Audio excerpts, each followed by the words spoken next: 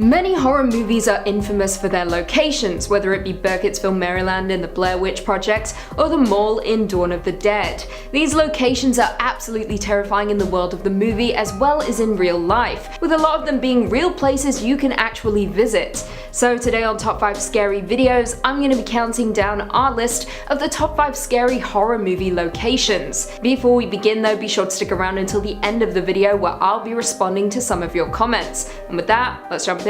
Coming in at number 5, The Devil's Rejects. Now, it is no surprise that this movie is on our list because the entire thing is uncomfortable and incredibly chilling. Released in 2005 and directed by Rob Zombie, The Devil's Rejects is the sequel to the hit 2003 movie House of a Thousand Corpses. The film centers on Sheriff Wydell and his men who attack and nab one of the Fireflies, a family of sadistic serial killers known as the Devil's Rejects. Those who escaped have now kidnapped a few more people at a motel.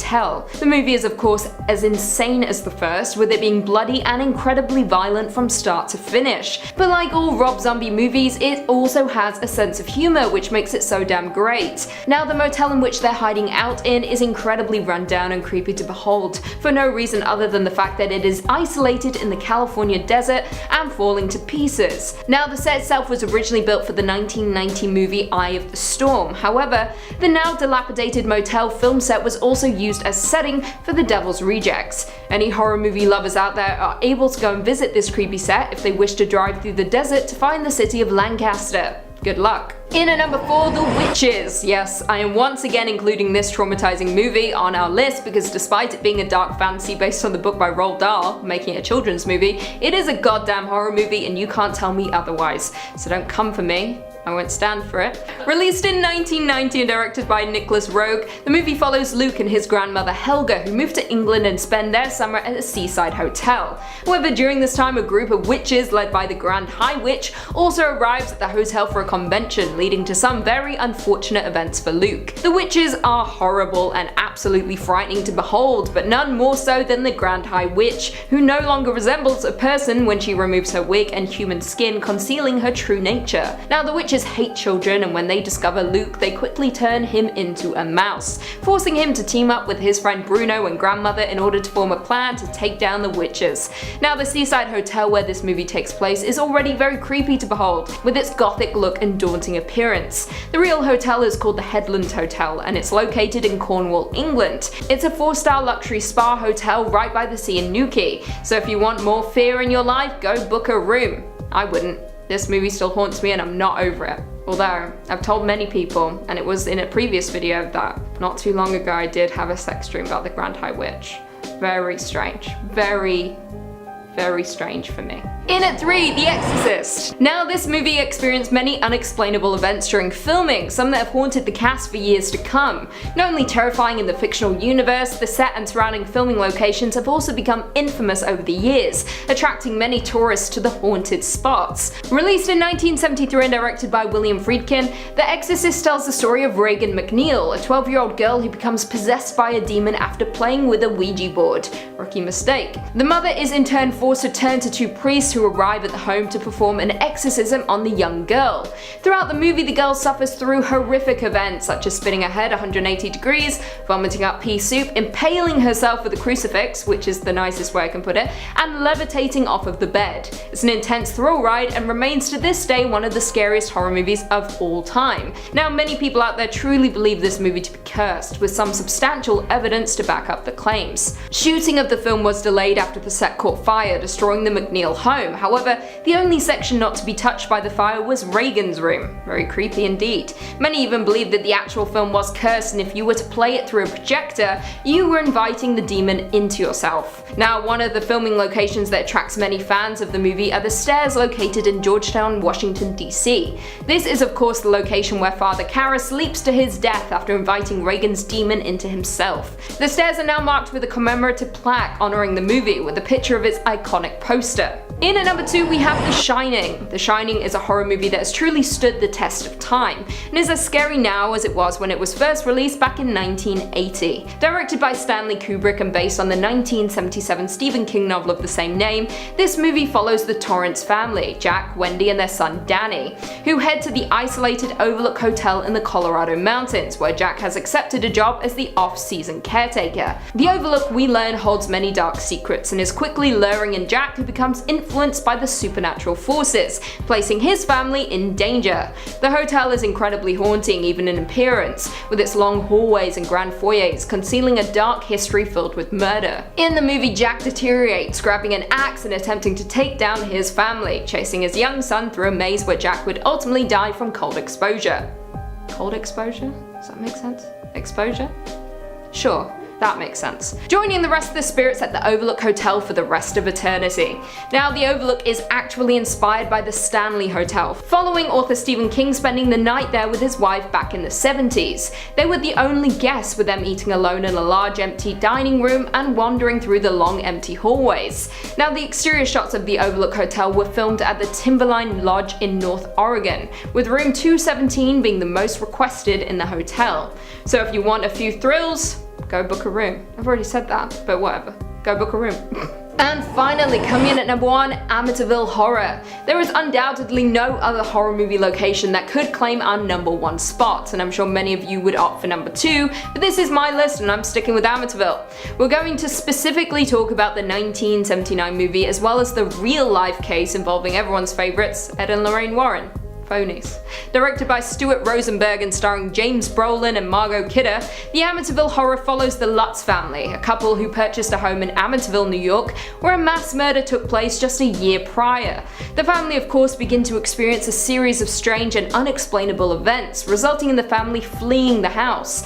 Now, what makes this movie and its movie location so damn terrifying is the simple fact that it is based on a true story that occurred in 1974. On November 13th, Ronald DeFeo Jr. murdered his entire family in their Amityville home at 112 Ocean Avenue, claiming that voices told him to do it. He was ultimately found guilty and sentenced to 25 years to life in prison, with him being 69 years old at the time of this recording. Like, in my mind I thought he was dead, but he's alive, which makes it even scarier. Now, almost a year after the murders, George and Kathleen Lutz moved into the home. However, they suddenly left after only 1 month, with rumors abuzz that the home was haunted. Some of the things that the Lutz family experienced are as follows. George would wake at 3:15 a.m. every morning, which was said to be around the time that Ronald DeFeo Jr. carried out his series of murders. The family also claimed to smell strange odors, see green slime oozing, and experienced cold spots in certain areas. They went on to call in a priest to bless the home. However, according to the couple, when he arrived, voices cried out, "Get out!" Scary stuff. As you would expect, not many people want to purchase this property, with it remaining on the market since 2016 at a price of $850,000. Nighttime. My personal favorite time of the day. All is quiet. Annoying people are asleep. There's no light coming through the window to glare off my screens. However, this PM preference is really just when I'm feeling comfortable, you know. In my room with a good book or a movie, maybe at a party with some friends. However, there are definitely places that I would not want to be at night. That is when all these spooks and specters come out to cause mayhem. I'd really rather not find myself on the receiving end of a malevolent ghost or a bloodthirsty ghoul. Plus, you gotta factor in your limited nighttime vision, potential for full moons and other monster power-ups, and the fact that nothing is ever what it seems, and you've got yourself a recipe for a bad time. Hello horror heads, it's your horror host Keegan Hughes once again. Welcome back to the scariest channel on YouTube, Top 5 Scary Videos. If you couldn't tell, today we're going to talk about some scary places and reasons why you should probably avoid them at night. In other words, the top 5 scariest places you should never visit at night. Before we get started, I want to remind you to give us a big thumbs up down below and subscribe if you haven't already for more scary content. Let's get started. Starting off at number 5, we have Nagoro, Japan. If you were to travel out to this sleepy valley village in remote Japan, you might see a lot of elderly folks working the land, putting up signposts, playing with children. However, your eyes would be playing tricks on you. A majority of the hundreds of Nagoro residents are actually creepy human-sized dolls. They are everywhere. They fill the schoolhouse, they toil in the fields, they hang out in the town. You're pretty likely to wave hello at one before realizing you've just extended a friendly greeting to a scarecrow. The town had around 300 human residents at one point, but as is the case in a lot of Japanese villages, the population has dwindled. Young people have left for better jobs in bigger cities, and many of the elderly residents have passed away. These days, there are only about 30 people living in the village. If these dolls ever gained sentience, I'd say it would be over for the humans in Nagoro. So you might be wondering where the dolls come from. They couldn't have just appeared one day, could they? Lucky for us, they do have a rational creator. Tsukimi Ayano makes the dolls, and recently she's started inviting people to workshops to make even more. Ayano moved back to Nagoro after living in Osaka for most of her life. The first doll she ever made was actually supposed to be a scarecrow to keep birds away from her house. The original was modeled after her dad, and soon after she was making similar figures and images of all sorts of villagers. It's an interesting memorial project, filling up an empty village with dolls who look like deceased residents. Maybe someday the spirits will return to their vessels and live in the village as they did when they were alive. Imagine a village of living dolls. Yikes. I can only imagine what it would be like at night. Dolls moving in and out of your peripheral vision as you hear children singing by the schoolyard. Off in the distance, a hammer echoes through the valleys. You hear muffled shuffling behind you. The dolls are tired of being made of straw and paper. They want a real human body again. I'll never look at a scarecrow the same way. Up next at number 4, we have the Beelitz Hospital. Abandoned buildings are usually bad news at night. Nothing good could ever come from visiting a crumbling edifice during the witching hour. You never know who or what could be lurking. Abandoned hospitals are even worse news, considering all of the death, pain, and suffering that have transpired within. And this abandoned hospital in particular had a whole host of reasons not to visit at night. The Beelitz has a long history behind its haunting. Way back in 1898, it was used as a sanatorium for lung diseases, tuberculosis and the like. As it housed those poor breathing impaired Germans, I am certain it saw its fair share of suffering and death. Medical science has come a long way, but back then, tuberculosis was pretty much a painful death sentence. A lot of this would have happened before the iron lung was invented in the 1920s too, so it's not looking too good for these patients. So now we have an old sanatorium full of ghosts with bad lungs. What else? Soon it became a field hospital for treating German casualties during the First World War. This was around the time that machine guns and mustard gas were first being used, so I would imagine it was quite gruesome. Now we've got soldiers both young and old, both going into the Beelitz. At one point it even housed a young injured Adolf Hitler, blinded by gas and wounded in the leg. Then in 1945, the Russians occupied it during World War II, taking it as a field hospital once again. So we have lung patient ghosts, German soldier ghosts, Russian soldier ghosts. That's a pretty wild mix of spirits. No, not that kind of Russian spirit. Nowadays, the complex is shut down and the elements have started to take over. The forest is creeping in and it has become dilapidated as hell. They give tours of some of the main areas with a canopy pathway, which, it's kind of lame. But don't worry, they've hidden the good stuff from the public. An intrepid adventurer could sneak past the barricades and potentially run into some of the phantoms in the crumbling hallways. But I would never suggest that to you. That would be illegal. Coming in at number 3, we have McKamey Manor. It's very likely you've already heard about this one recently. It went viral for offering $20,000 to anybody who can complete it, with a $500 penalty for every failed challenge and use of profanity. Don't get too excited, you haunted house aficionados, because this is no regular spook show. McKamey Manor is an extreme haunted house that operates year-round. Over 24,000 people are chomping at the bit for a chance to test their mettle, yet not one single person has made it through. How is this possible, you ask? Well, it's literal torture. Visitors can expect to be drenched in fake blood, screamed at by actors, locked in tiny freezers, put underwater, dragged across concrete, and more. In fact, there's a pretty rigorous screening process that involves one of the most insane waivers I have ever seen. Actually, This waiver is probably the most insane thing experienced lawyers have seen too. Here are a few excerpts just to give you an idea of what exactly is going on here. Once a participant enters or McKamey Manor, there is no quitting unless serious physical or psychological injury is present. Injuries may occur during the tour of which include, but not limited to, head, neck, and back injuries, death, stroke, traumatic brain injury, brain aneurysms, cerebral or retinal hemorrhage, subdural hematoma, loss of consciousness, whiplash, harmful heart reactions, nausea, headache, dizziness, lacerations, broken or sprained bones, torn ligaments, bleeding wounds, scrapes and or cuts, heat stroke, or drowning. Their tour may include the use of hypodermic needles, zappers, tasers, or dog shock collars. A nail may pierce their hand may be smashed with tools. Medication may be given that includes hallucinations or sedatives given in pill form or by hypodermic. They may be fish hooked, which may inadvertently cause rippage to the mouth area. They may have a tooth extracted without Novocaine. They will be participating in various medieval torture devices such as knife throwing while strapped to a spinning wheel.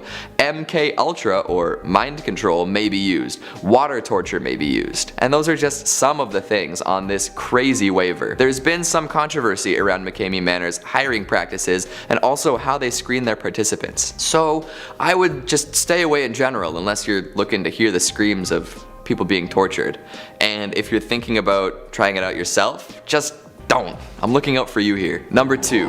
The Trans-Allegheny Lunatic Asylum. This West Virginian manor opened with only the best of intentions. Thomas Story Kirkbride was a doctor and crusader for the mentally ill who founded the American Psychiatric Association. His goal was to treat asylum patients in a more humane way for better results. He built the asylum to offer the patients more freedom, light, and fresh air. And if everything went to plan, it would have been wonderful. However, after being built, mental health illnesses were diagnosed more often, and there were major stigmas surrounding this. As such, the asylum was totally overpopulated. 5 patients in every 1 patient bedroom. Malnourishment on a wide scale. These factors exacerbated the mental illnesses that the patients already had. By 1938, the asylum was 6 times over capacity, with patients running wild and orderlies unable to stay in control. At its peak, the 300-person facility was holding 2,600 patients.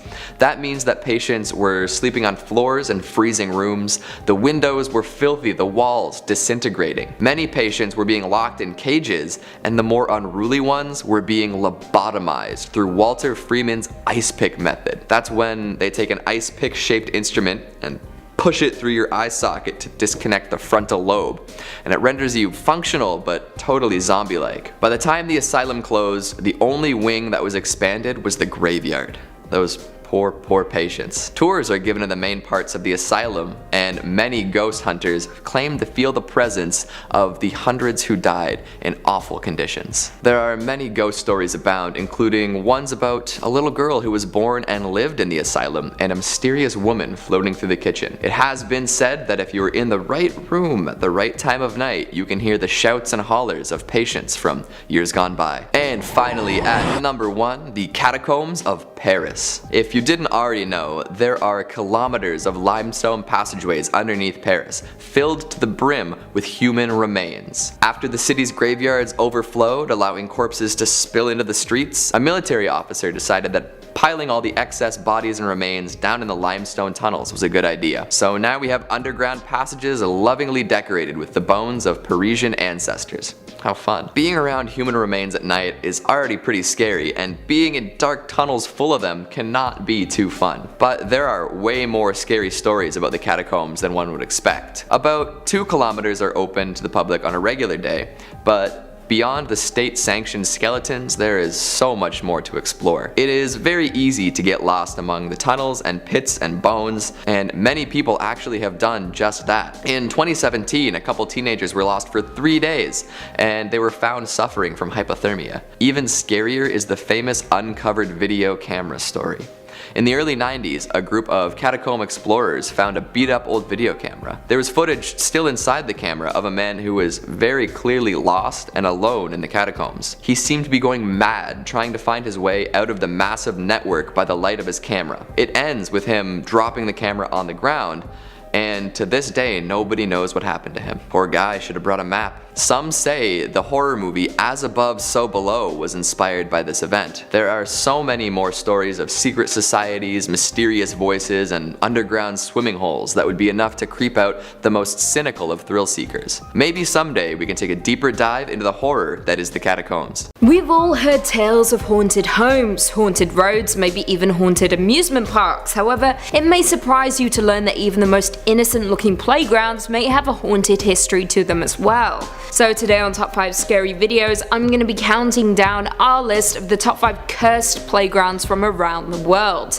Before we begin though, be sure to stick around until the end of the video where I'll be responding to some of your comments. And with that, let's jump in. In at number 5 we have Pennhurst School and Asylum. Originally known as the Eastern Pennsylvania State Institution for the Feeble-Minded and Epileptic, this was an institution for mentally and physically disabled people of southeastern Pennsylvania in Spring City. This was established back in 1903 and around 1,146 people were housed in the insane asylum and around 2,627 in the almshouses, county care hospitals, reformatories and prisons. However, in 1968 conditions at Pennhurst were exposed in a 5-part television series by local NBC 10 correspondent Bill Bodini. In 1981 a Time magazine article described Pennhurst as having, I quote, a history of being understaffed, dirty and violent. And in 1983 9 employees were indicted on charges ranging from slapping and beating patients to arranging for patients to assault one another. In 1977 a district judge ruled that the conditions at Pennhurst violated patients' constitutional rights, and Pennhurst was ultimately closed in 1987. As of right now, the site now houses an incredibly creepy playground and a haunted house attraction, which is a tad insensitive if you ask me, considering the awful atrocities some of those patients went through. Regardless, visitors to Pennhurst have reported feeling cold breezes, hearing screams and even report seeing children playing on the newly constructed playground. In at number 4, Weccacoe Playground. Weccacoe Playground is located on the 400 block of Catherine Street in Philadelphia. However, this is far more than just your average playground, that's for sure. More than 5,000 people are actually buried beneath the community space, which would have me second guessing whether I would want my future children playing there. It is said that Mother Bethel African Episcopal Church used the area as a burial ground back in the 1800s, naming it the Bethel Burial Ground. Burials began in the area all the way back in 1810 after the land was bought by Richard Allen for the church. Bills of mortality and death certificates show that there were around 1,716 burials on the site before 1830. Fill was ultimately used on the site to accommodate burials after 1842. This essentially resulted in stacking graves on top of earlier graves to create more space. Estimates of the total burials range from 3,000 to around 5,000, with the burials ending in 1864 and the site becoming neglected. In 1889 Bethel Church sold the property, and by 1990 it had been transformed into a park, then known as Weccacoe Square. Following that, the Weccacoe Playground was established, which was built over the Bethel Burial Ground, with the park including a recreation centre, a tennis court, a playground and water play area. That is haunted for sure. Coming in at number 3 we have Dead Children's Playground. Maple Hill Cemetery is the oldest and largest cemetery in Huntsville, Alabama, with it being founded all the way back in 1822. Now, as we know, cemeteries aren't exactly the most entertaining places for children. Well, I don't think they're entertaining for anyone really. Anyway, the concept of death takes a while to sink in for kids, and a lot of the time they don't understand what is going on. Maple Hill seems to have taken this into consideration because they have a small playground bang in the middle of it, and on top of that, it is considered to be one of the most haunted places in the entire state. The small playground has a bit of everything, a swing set as well as a modern jungle gym. How cute and absolutely terrifying. What child would want to swing on a swing set while their parents mourn the dead? Not me. Regardless, what happened was, around 2007, the cemetery began to run out of room, so the officials from the city of Huntsville decided to remove the playground to make room for more graves. Locals were outraged by this decision because apparently they had become very attached to the playground and demanded a new one be constructed immediately. And that's exactly what happened. The playground was rebuilt, bringing the site back from the dead. As of today, the playground is known to locals as Dead Children's Playground, with the area accumulating many reports of supernatural and paranormal activity. Swings have been known to move by themselves, and spheres of cold ghost light can often be seen floating around the area. Locals have even spotted ghost children playing in the area at night. Coming in at number 2, the Insane Asylum. Sunland Hospital now refers to a chain of defunct mental health facilities throughout the state of Florida, but the one we're specifically looking at today is the W.T. Edwards Tuberculosis Hospital that was roughly opened back in 1952. The hospitals were located all over Florida, including Tampa, Lantana, Mariana, Tallahassee, and Miami. When antibiotics effective against TB were developed, there was no longer a need for the tuberculosis hospitals, and by the beginning of 1960s they were ultimately shut down. However, in 1961 the division of Sunland training centers were established, with many of the W.T. Edwards hospitals being remodeled and reopened across the state. Many of the hospitals had activities for patients, who were mostly children, to engage in. There were swimming pools, hopscotch, shuffleboard, and of course playgrounds. Pictures still exist in the Florida archives of children in uniform posing in their beds or in wheelchairs. Over time, the state of the hospitals began to decline, with them falling under the Florida Department of Children and Families, undergoing several name changes. Eventually, folks had to step in and began speaking out against institutions like Sunland, which often treated its patients as subhumans, subjecting them to a variety of treatments that were considered cruel.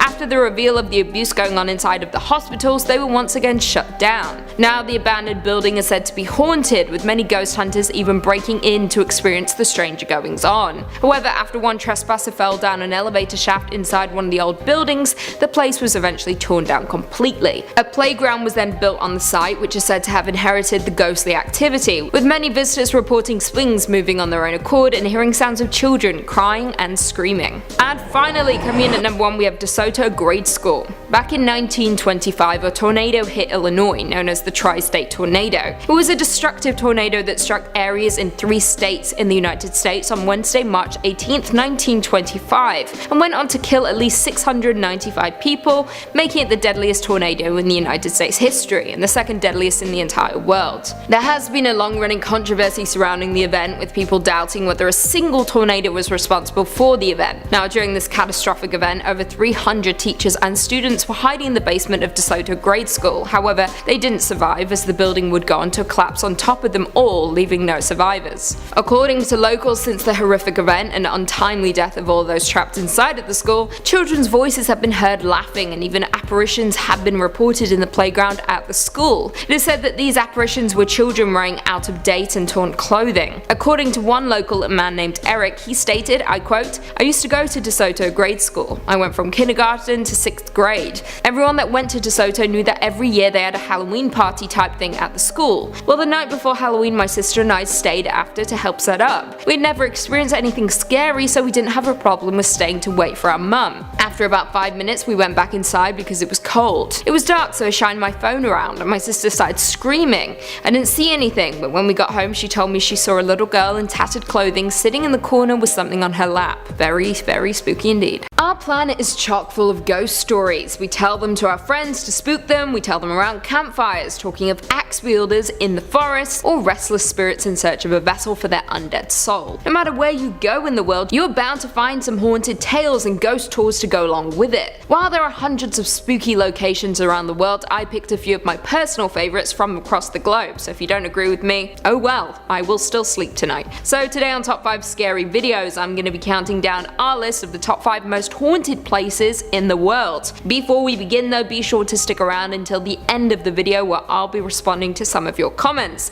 And with that, let's jump in. Coming in at number 5, we have the Bhangarh Fort, India. The Bhangarh Fort is a 17th century fort built in Rajasthan, India, originally being built by the Bhagwant Das for his younger son Madho Singh. According to legend, a Sadhu, also known as a holy person, named Baba Balak Nath lived within the fort area, and it was his injunction that any house built in the precinct of the fort should not be taller than his own, and if the shadow of any such house fell on his, it would result in destruction of the fort. Another tale states that a wizard adept in black magic fell in love with a beautiful princess who had many suitors. One day the wizard followed her to the marketplace and offered her a love potion. However, she refused, throwing it onto a large rock that consequently rolled onto the wizard and was said to have crushed him to death. However, before his death, it was said that the disgruntled sorcerer put a curse on the fort, which resulted in folks fleeing and the site remaining uninhabited. If you prefer your vacations to be on the spiritual side, you can visit the fort. However, its crumbling rocks and abandoned structures make it incredibly unsettling. You have been warned. Coming in at number 4, we have the Fairmont Banff Springs Hotel, Canada. The Fairmont Banff Springs Hotel is an historic hotel located in Banff, Alberta, aka one of my favourite places on earth. Got it right here.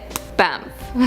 The entire town is situated in Banff National Park, with the hotel overlooking a valley towards Mount Rundle. The hotel opened its doors back in 1888 by the Canadian Pacific Railway as one of the earliest of Canada's Grand Railway hotels. In 1926, though, a fire destroyed the original structure, with a replacement being built in 1928. As of right now, the hotel welcomes many tourists from around the world who want to explore the beauty of Banff. However, it gets a tad more gothic once you get inside the hotel. The Calgary Herald has reported that the hotel houses several ghosts, including a bride who was said to have fallen down the stone staircase during her wedding, which is tragic and absolutely devastating. However, there is a less upsetting one. Sam the bellman is also said to be a lingering ghost at the Banff Springs Hotel. He worked there until 1975 and claimed he would come back to haunt the hotel after he was gone, and that he did. According to some, he supposedly pulls shifts to help people with their bags before disappearing into thin air. In at number 3, Obvodny Canal, St. Petersburg, Russia. Obvodny Canal is the longest canal in St. Petersburg, Russia, which in the 19th century served as the southern limit of the city. The canal was dug in 1769, and by the late 19th century, after the Industrial Revolution, it had effectively become a sewer collecting wastewater of adjacent industrial enterprises. Nowadays, the channel is very shallow. Navigation is allowed, but only for small crafts. Running 5 miles through the city, the canal since goes by another name, a much more sinister name,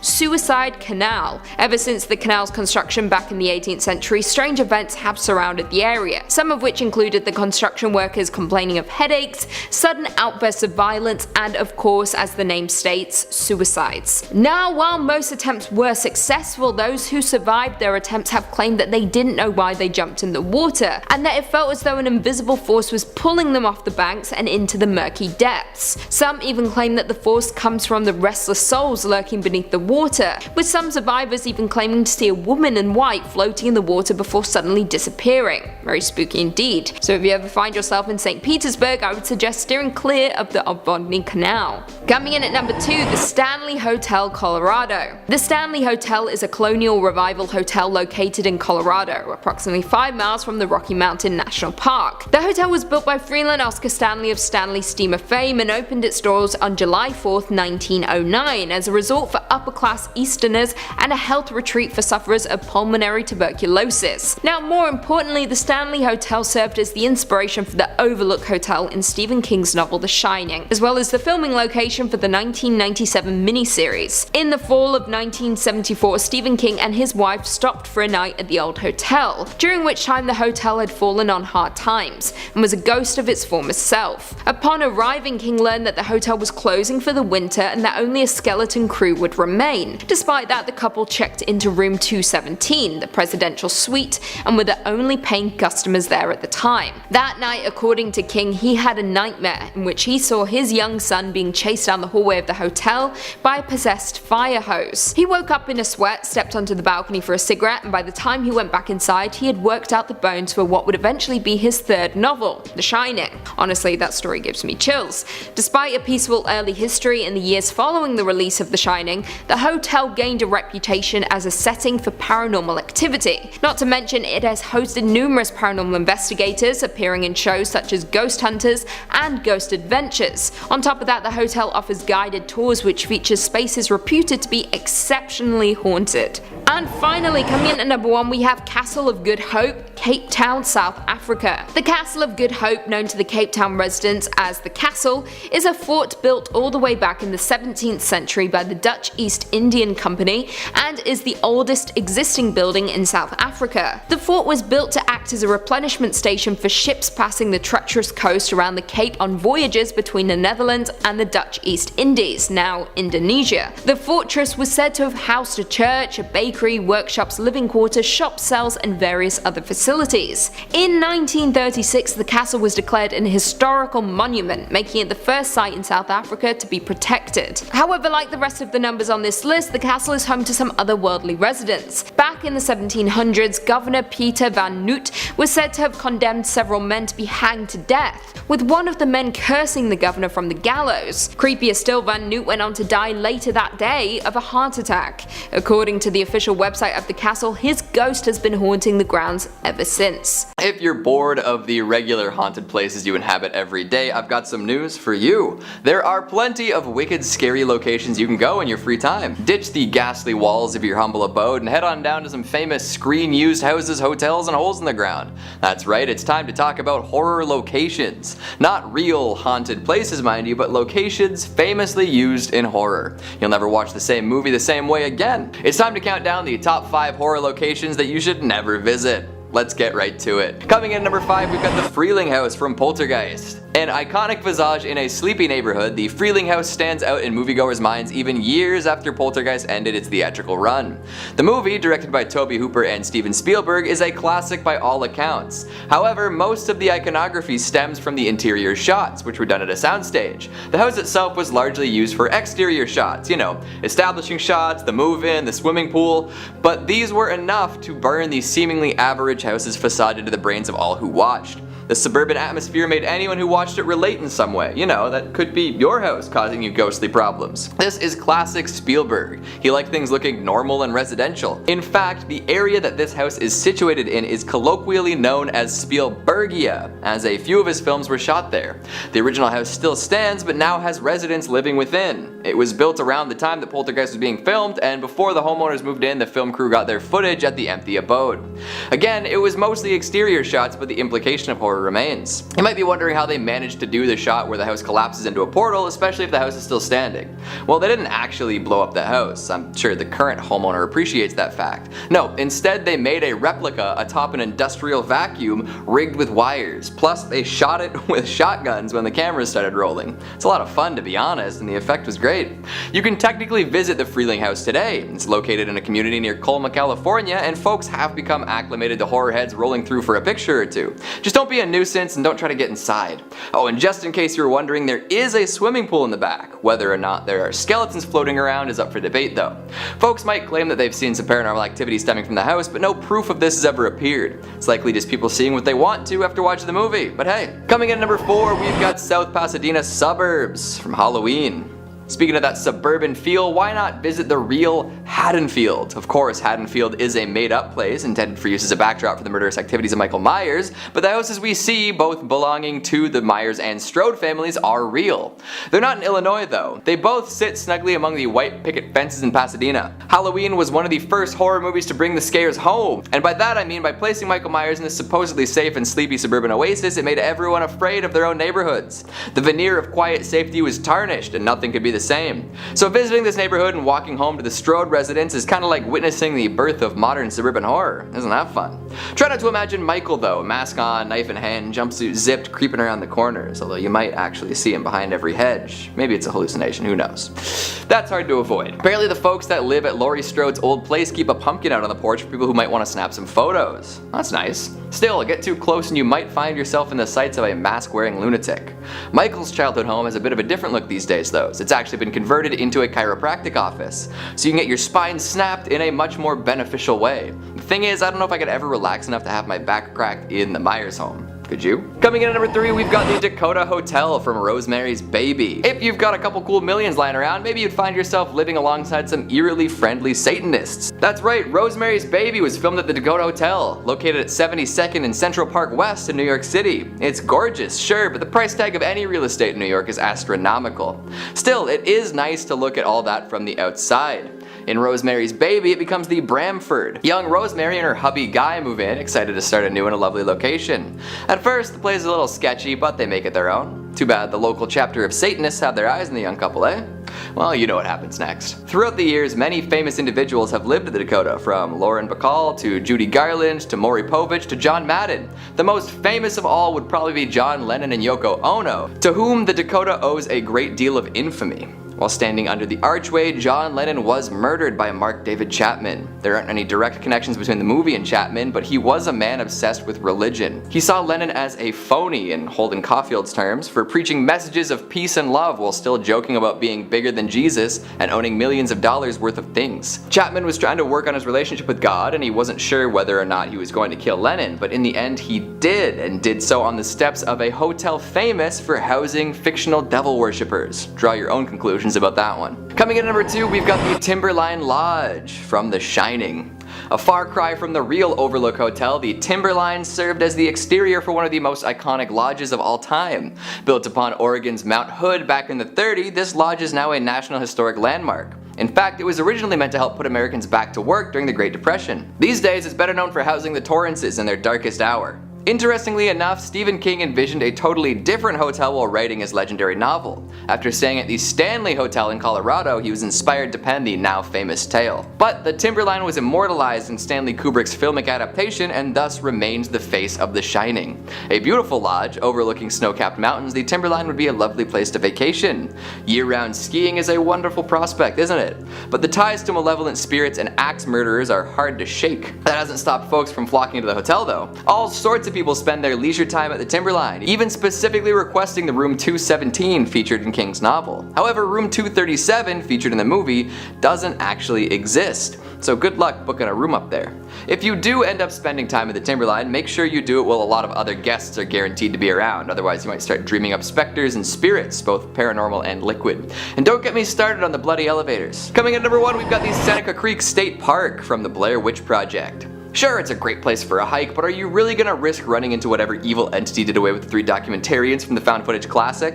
Over 6,300 acres of foliage and fear await you. You can kayak, fish, and geocache to your little heart's content, but just keep an eye out for strange happenings. If you see any odd structures, it's probably a good idea to head in the opposite direction. Realistically, you'll be alright if you choose to spend some time here. Fresh air is good for you after all, just be careful. Hell, you might even run into some more found footage filmmakers during your time here. They might not be faking it though. Who knows what copycats might get up to these days. Don't read too far into the Blair Witch lore before heading out. You might find yourself on edge during the entirety of your adventure.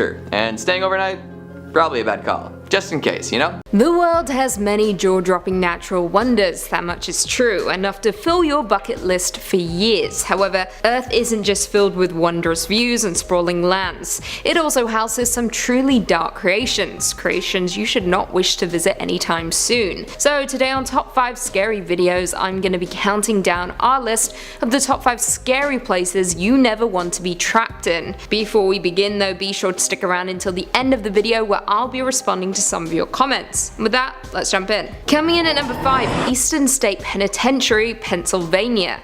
Also known as ESP, this is a former prison located in Philadelphia, Pennsylvania, and was operational from 1829 up until 1971. The penitentiary is said to have refined the revolutionary system of separate incarceration first pioneered at the Walnut Street Jail, which emphasized principles of reform rather than punishment. Some of the world's most notorious criminals were also locked up in these walls, including Al Capone and bank robber Willie Sutton. The prison is currently a US National Historic Landmark, which is open to the public as a museum for tours. As of right now, the prison is known to be one of America's most haunted spots, with more than 1,000 people dying there before it closed in 1971. Now, although executions didn't take place, at least 2 guards and many inmates were murdered over the years. Saying that, this is not a place you want to be trapped inside, what with its disturbing history and reported hauntings. But if you feel brave enough, you can take one of the many tours of the former prison to see if you might stumble across a previous resident, maybe even Al Capone himself. In at number 4, Cahill's Crossing, Australia. Cahill's Crossing is an infamous feeding ground for crocodiles, as well as being one of the most dangerous bodies of water in the country. Not to mention, it is a road, one that many drivers have become trapped on. According to reports, a crocodile once decapitated a man there,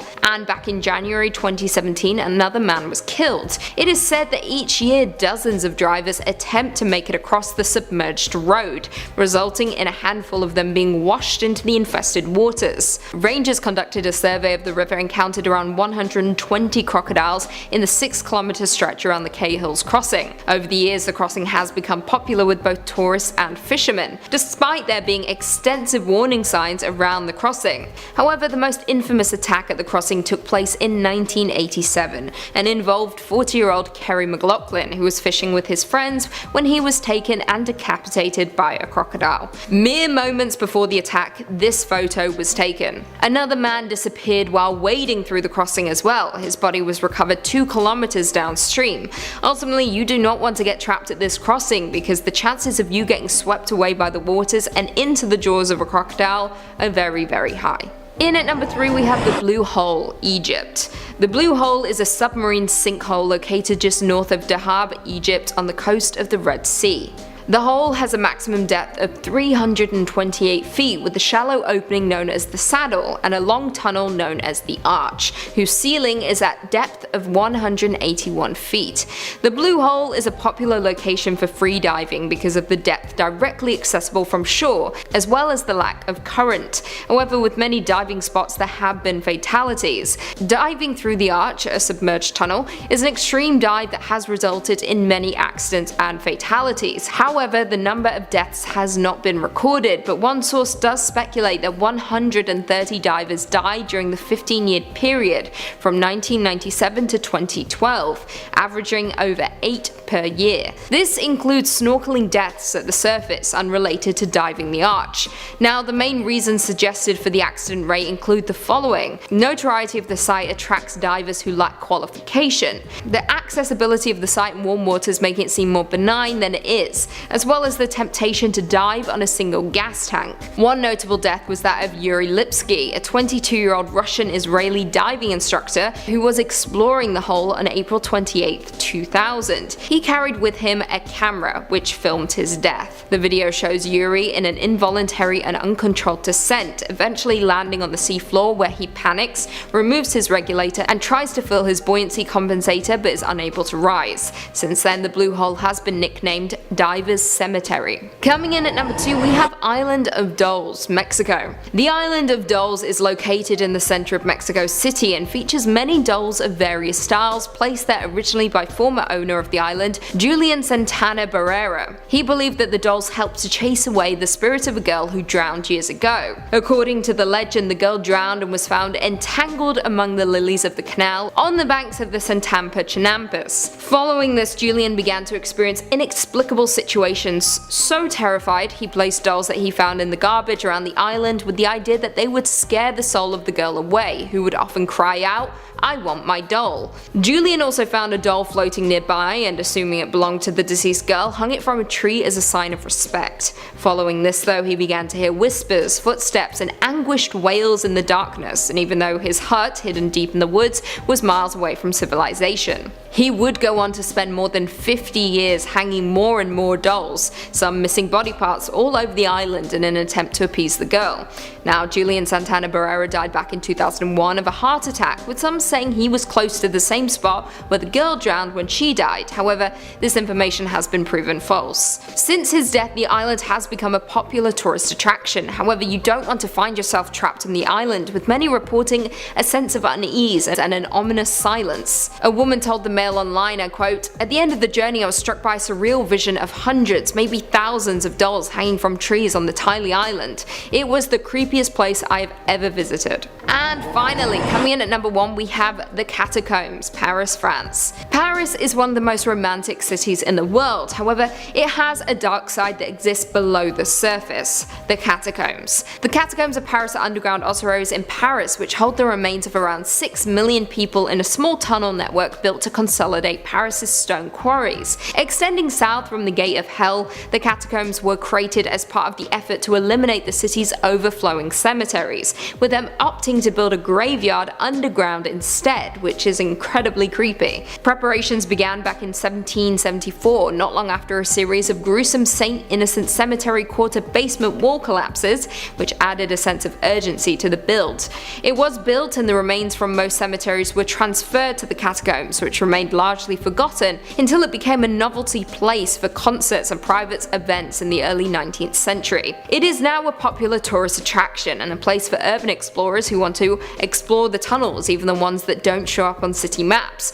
However, for anyone who has seen the movie As Above, So Below, you will know why the catacombs is not the most ideal place to be trapped in. Its tunnels are winding and endless, with each turn looking identical to the last. If you don't know where you're going, you are bound to get lost and trapped beneath the surface of the city with the 6 million other deceased residents. That is terrifying. It's no secret that we love mysteries over here at Top 5 Scary Videos, mainly because, well, our planet is filled to the brim with more legendary instances of intrigue and baffling occurrences of long forgotten history that we need only take a look at the ancient wonders of the world to feel inspired enough to charter a plane, assemble a ragtag team of researchers and adventurers, slap on a wide-brimmed leather hat and begin our own journey to the most mysterious locations of the ancient world. The fact of the matter remains, the strange inconsistencies of our civilization frequently spark many more questions than they do answers, and I don't know about you, but I'm definitely in the mood for some ancient history. Hello horror fans, what's going on? And once again, welcome back to the scariest channel on YouTube, Top 5 Scary Videos. As per usual, I'll be your horror host, Jack Finch, as today we're curious to take a look at the top 5 most mysterious places in ancient history. For the clip. Latin alphabet. Jehovah begins with an I. J. For the curious amongst you, that scene was, of course, from the incredible third installment, The Last Crusade, which, as we all know, is the second greatest movie in the whole Indiana Jones franchise. And if you don't agree with me, then yes, Raiders of the Lost Ark wins that battle every damn day. Still, it paints a vivid picture, right? Because what would this list be without setting the scene for our mysterious places in ancient history? And that film in particular also happens to feature one of our entries, so I'll let you take a guess. Kicking off at number 5, the Longyou Caves. And this place in particular is absolutely mind-blowing, given the fact that if it was indeed made by human civilization, then we've got to really take a look at how capable our ancient ancestors actually were at building things. Picture this, in 1992 in the small Chinese village of Longyou, the locals had lived for centuries beside a small series of ponds that littered the landscape. Local legend believed that these ponds were bottomless, infinite wells of water, but one local in particular named Wu and I set out to put that legend to the test. After pooling his money together with another villager, he purchased a pump and completely drained one of the ponds, and that's when Wu and I discovered that it wasn't a pond at all, but instead the flooded entrance to an ancient series of man-made caves. But when I say caves, I don't just mean a few interesting holes in the earth, I mean hand-carved caves, each the size of roughly 1,000 square meters, reaching up to heights of up to 100 feet. Inside, the ceilings, the walls, the pillars that maintain their structural integrity were all finished in the exact same manner, hand-carved with a series of parallel bands and intricate markings. Now, no one has any clue how the hell these caves were created or who created them, but researchers have found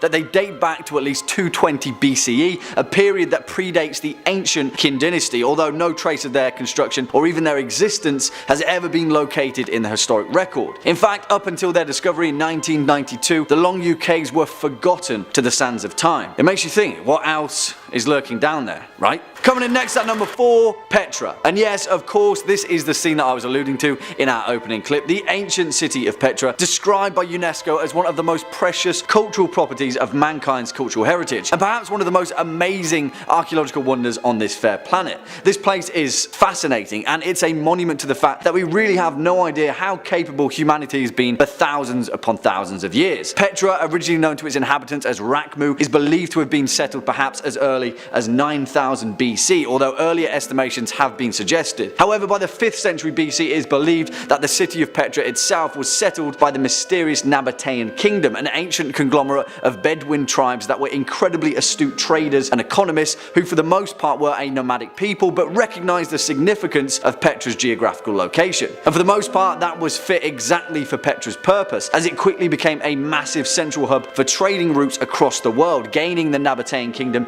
incredible wealth in the process. But I mean, you just need to look at Petra to start scratching your head at the incredible intricacies of its design. I don't say this lightly, because the Rose City of Petra is an absolutely stunning feat of engineering at a time when nomadic societies weren't exactly known for their capability in raising wonders of the world. So how was it built? Well, the leading theory so far is that the Nabatean people harnessed the location's susceptibility to flash flooding, gradually carving the narrow passages into the city-like network that we now know. Either way, whatever the truth to it, Petra is an ancient wonder to behold. Oh, and also archaeologists have just discovered that there's a gigantic monumental structure buried beneath the sands of Petra. So yeah, do with that information as you will. Swinging in next at number 3, Derinkuyu Underground City. And if things weren't already crazy enough, what if I told you that there is an ancient, highly advanced underground complex carved beneath the central Anatolian city of Derinkuyu in Turkey that is believed to have been large enough to have sheltered up to 20,000 people and more than likely connects several other similar underground complexes across the ancient historical site of Cappadocia. Yeah.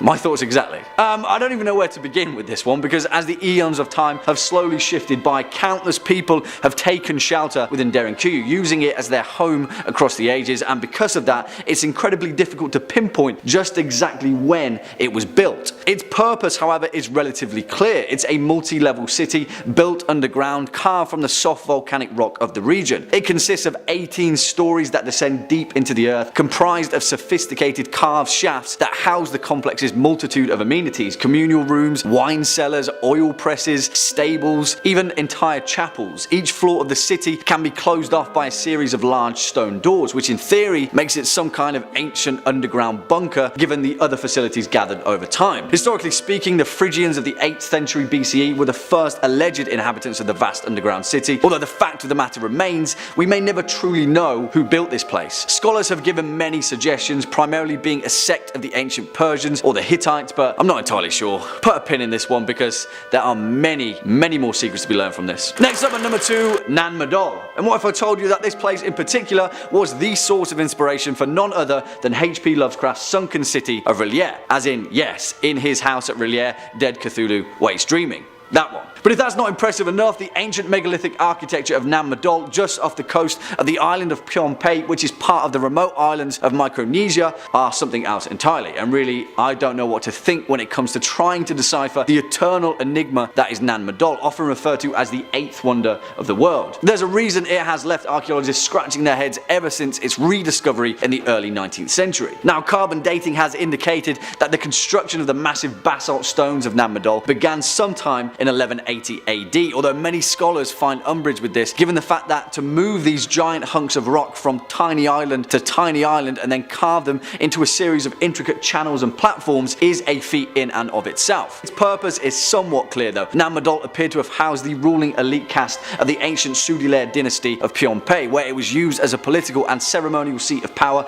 essentially housing a vast network of small floating platforms and islands that formed into a rich, majestic capital city carved from black stone. Yeah, I don't want to make any assumptions, but there are many more answers to be revealed by Nan Madol, and it's no wonder that Lovecraft himself found an ancient kind of inspiration from it. And finally, coming in at our number 1 spot, the Sajama Lines. And whilst you more than definitely have probably already heard of the Nazca Lines of Peru, I'm going to go one further and highlight the equally perplexing mystery that is the Sajama Lines of Western Bolivia, because boy oh boy are these things a head scratcher. The Sajama Lines are a network of thousands, possibly tens of thousands of perfectly straight paths that were etched into the ground by the indigenous peoples of the Americas for more than 3,000 years that were situated near the volcano of Sajama. Unlike the Nazca Lines though, this particular network covers an area of over 22,500 square kilometers, which is approximately 15 times larger than their counterparts in Peru. And what are they?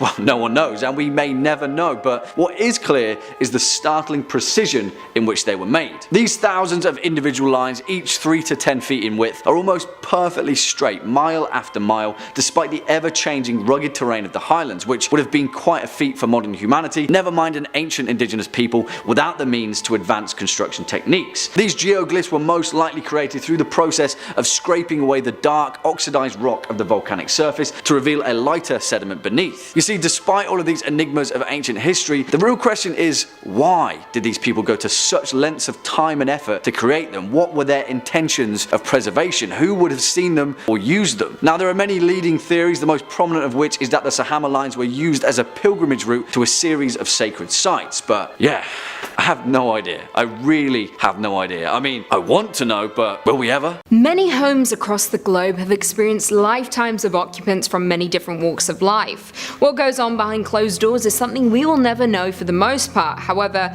some former residents refuse to leave their past homes, kicking off the beginning of the frightening tales of these locations. From creaking floorboards to the flickering of lights to headless apparitions.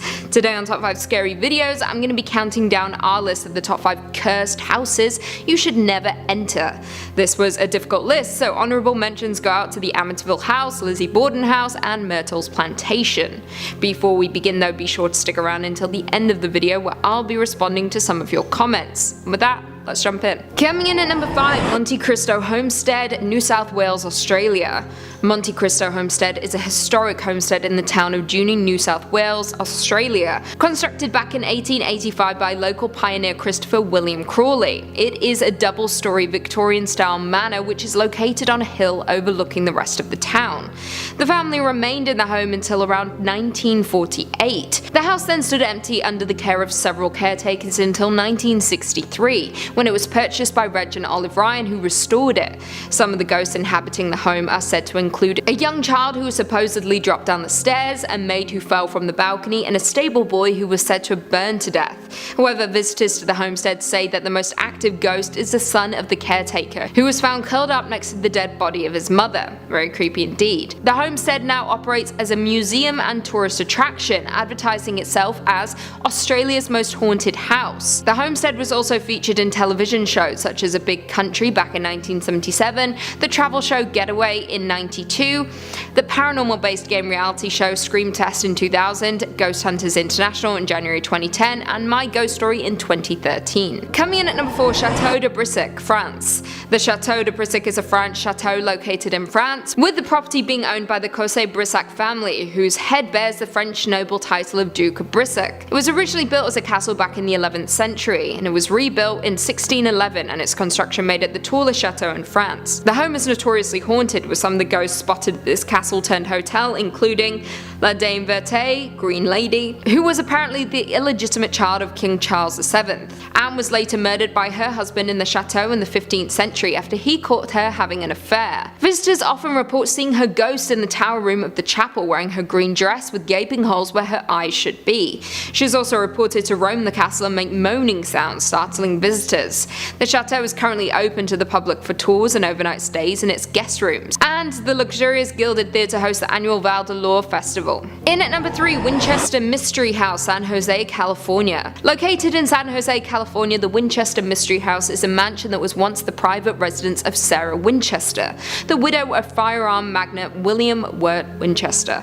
The Victorian mansion is renowned for its size, its architectural curiosities, and its lack of any master building plan. Since its construction all the way back in 1886, the home was claimed by many to be haunted by the ghosts of those killed with Winchester rifles. Following the death of both her husband and infant daughter, a medium told Sarah Winchester that she should leave her home in New Haven and travel west, where she must continuously build a home for herself and the spirits of people who had fallen victim to Winchester rifles. So she headed for California, seeking a new location and a hobby during her depression.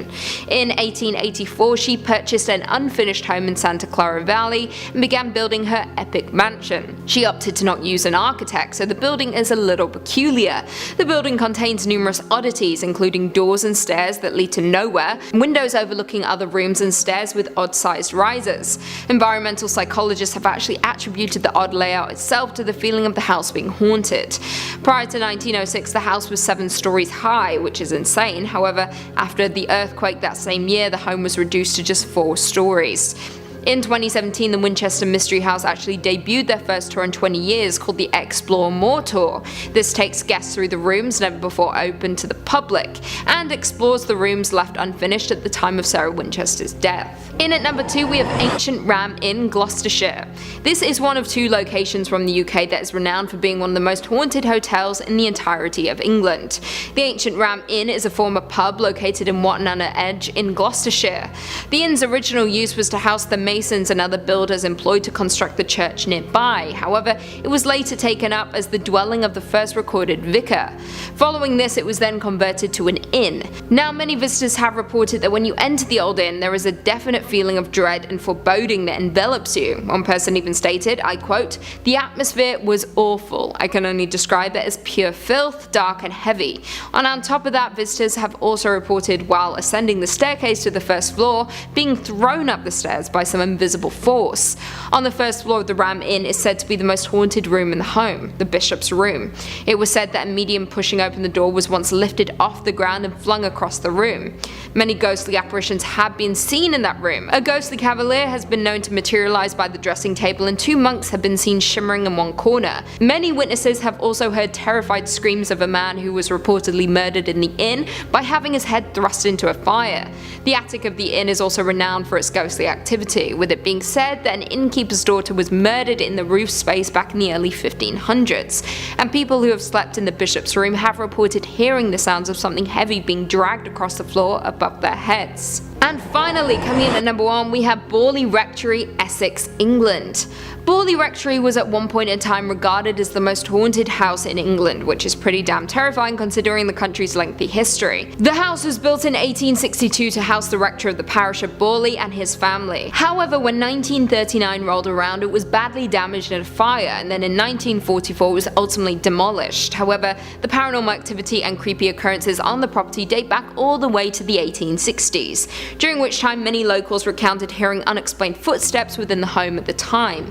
Then on July 28, 1900, 4 daughters of the rector, Henry Dawson and Ellis Bull, saw what they believed to be the ghost of a nun about 40 yards from the house. They attempted to talk to the ghost, however, it disappeared as they got closer. Jumping forward in time, Harry Bull passed away on June 9, 1927, resulting in the rectory once again becoming vacant, and the following year the Reverend Guy Eric Smith and his wife moved into the home. Shortly after the family moved in, they reported a variety of incidents, including the sounds of servant bells ringing despite them being disconnected, lights appearing in windows and unexplained footsteps. On top of that, Smith's wife also reported seeing a horse-drawn carriage in the middle of the night. The hauntings at the Borley Rectory became so widespread that the Daily Mirror sent a reporter to the home to write a handful of articles detailing the strange goings-on. The Daily Mirror brought along Harry Price, a paranormal researcher, on June 12th of that year, and immediately the supernatural occurred. Stones were thrown as well as a vase and other objects. Spirit messages were supposedly tapped out from the frame of a mirror, and as soon as Price left, the event ceased. As you would expect, the family left the home not long after this. Then, like I said, on February 27th, 1939, the new owner W.H. Gregson accidentally knocked over an oil lamp in the hallway, resulting in the house being severely damaged by fire, and then ultimately it was torn down. The place is said to be so haunted that Ed and Lorraine Warren housed one of the Borley Rectory bricks in their Connecticut museum. Well, there we have it. Do you guys agree with our list? Were there any cursed houses that we miss? Leave us all your thoughts and feelings in the comments down below, and perhaps we can do a part 2. And on that note, if you haven't already, be sure to give this video a big thumbs up, subscribe, and turn on notifications so you never miss another scary vid. And until next time, see you later.